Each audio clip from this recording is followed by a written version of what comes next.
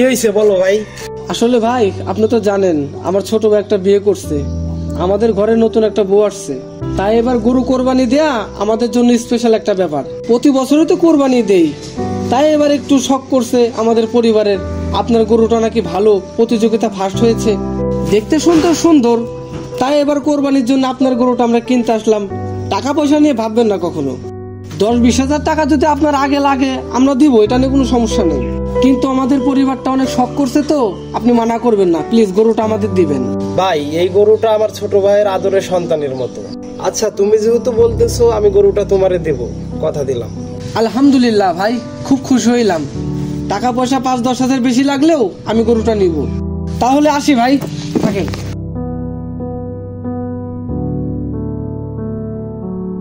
ইমন রে, ছোট ভাই আমার, আমি তোর কাছে একটা কথা লুকাইছিলাম। কি কথা ভাইজান? বাইরে মার শরীরটা তেমন একটা ভালো না, তারপরে একটা ওষুধ ধরা পড়ছে, হার্টের সমস্যা। কি কও ভাইজান? ডাক্তার বলছে যত তাড়াতাড়ি পারেন অপারেশনটা করেন। তারপরেও আমি মহাজনের কাছে বলছি টাকার কথা, কিন্তু সে কবে দিবে বলতে পারতেছে না। এবারের কুরবানি ঈদে জমিদার বাড়ির লোকজন আমাদের বাচ্চারে পছন্দ করছে, তারা বাচ্চারে কিনতে চায়। ভাইজান এটা আপনি কি কোন ভাইজান? তুই না করিস না রে ভাই আমার, তাছাড়া আমরা আমাদের মাকে বাঁচাইতে পারবো না। বাইরে তুই মন খারাপ করিস না, এছাড়া আমাদের মাকে বাঁচানোর কোনো উপায় নাই। তারা ভালো টাকা দিবে, সেই টাকা দিয়ে আমাদের মার অপারেশনটা হয়ে যাবে। তুই না করিস না ভাই।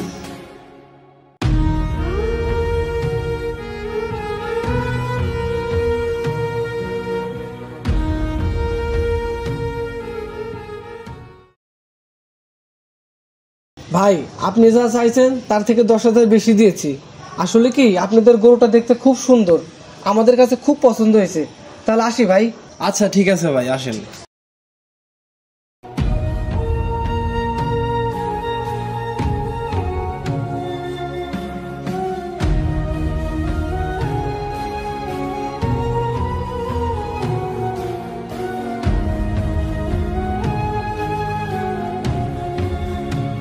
আচ্ছা এখন আমি কান্নে থাকবো, আমি তো একা হয়ে গেলাম।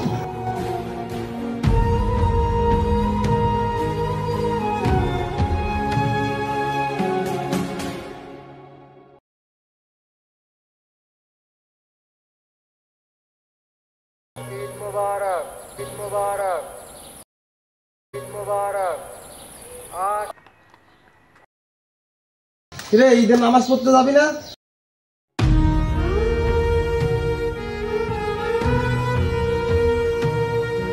তোমার গরুর দাম তো দিয়ে আসছি, মানে তোমার কি কোনো দাবি দাবা আছে? থাকলে বলো, অসুবিধা নাই। আজকে ঈদের দিন, দরকার হলে কিছু টাকা দিব না, বলো। আমি টাকার জন্য আসি নাই। তাইলে কেন আসছো? গরুটারে নিজের হাতে পালছি তো, ইয়ার দিয়ে খাওয়াইছি, গোসল করাইছি, আদর করছি, তাই শেষবারের মতো দেখতে আসলাম। ভালো করছো, ভালো করছো। চলো কুরবানি হয়ে গেলে কুরবানির মাংস নিয়ে যাও। চলো চলো।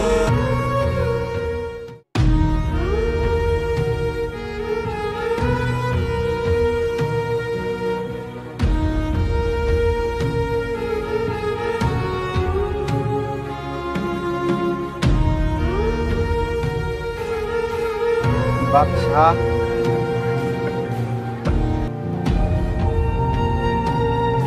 ওরা তোরে ঠিকঠাক মতো আদর করছে, কিরে কথা কবি না?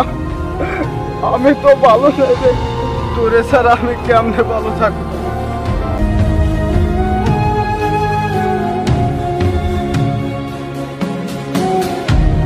ভাইজান কুরবানি যখন দিবেন তাইলে আমার বাচ্চার আসতে ফালায়, যাতে ওর জানটার কষ্ট না হয়।